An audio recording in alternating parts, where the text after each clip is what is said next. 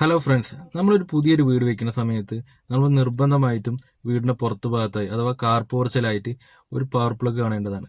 എന്തെന്നാലും ഭാവിയിൽ ഇനി കൂടുതലായിട്ട് നമ്മൾ കാറ് അതുപോലെ തന്നെ ബൈക്ക് എങ്ങനെയൊക്കെ ഇങ്ങനെയൊക്കെയാണ് ഇനി ഭാവിയിൽ വരാൻ പോണത്.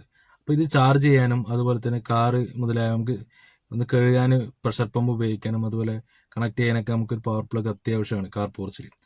അപ്പോൾ നിർബന്ധമായിട്ട് നമ്മളൊരു പുതിയൊരു വീട് ചെയ്യുമ്പോൾ വീടിന്റെ പുറം ഭാഗത്ത് അഥവാ കാർ പോർച്ചിലായിട്ട് ഒരു പവർ പ്ലഗ് കാണേണ്ട, ഒന്നോ രണ്ടോ ആയാലും കുഴപ്പമില്ല.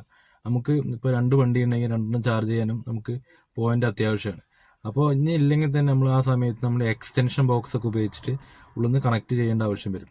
അപ്പോൾ നമ്മൾ നിർബന്ധമായിട്ട് പുതിയ വീട് കെട്ടുമ്പോൾ പുറത്ത് അഥവാ കാർ പോർച്ച് ഭാഗത്തായിട്ട് നമ്മൾ പവർ പ്ലഗ് കാണേണ്ടതാണ്. അതുപോലെ ഇനി ഭാവിയിൽ ഇനി സോളാർ വെക്കുന്നുണ്ടെങ്കിൽ തന്നെ നമുക്ക് സോളാർ വെക്കുന്ന ഭാഗത്തേക്ക് കൂടി ഒരു പൈപ്പ് കൺസീൽഡായിട്ട് അടിച്ചിടുകയാണെങ്കിൽ ആ സോളാറിന്റെ വയറ് കാര്യങ്ങളൊക്കെ നമുക്ക് KCB മീറ്ററിലേക്ക് കണക്ട് ചെയ്യേണ്ട ആവശ്യം വരും. അപ്പോൾ അതെല്ലാം ഇതിലൂടെ കൊണ്ടുവരാൻ പറ്റും. ഇവിടെ 2 മീറ്ററാണ് വരുന്നത്, ഒന്ന് സോളാറിന്റെ മീറ്ററും അതുപോലെ തന്നെ KCBന്റെ മീറ്ററും.